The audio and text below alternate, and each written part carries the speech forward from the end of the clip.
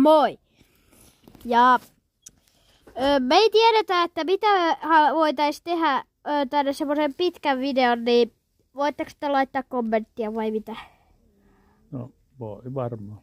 Niin, elikkä laittakaa vaan kommenttia, koska me ei, tai ideoita meille, koska me ei oikeasti tiedetä. Kyllä me tehdään särkille, eli semmoinen pitkä juttu. Me pyöräillään särkille ja käydään jätskioskilla ja rannalla otetaan reppu mukaan ja otetaan linssaa. Niin, semmonen tulee ainakin. Elikkä tiedottaa tähän väliin kaikille, että nyt saa laittaa oikeasti nyt sitä kommenttia sinne alle. Ei ole pakko laittaa ikinä, mutta voi laittaa, jos oikeasti haluaa. Eihän meille ideoita. Ja kommentoikaa alas, haluatteko te nähdä minun pikkusiskon tällä kanavalla joskus. Koska no se haluaisi tulla tähän, niin laittakaa myös laittakaa tykkäyksiä tähän.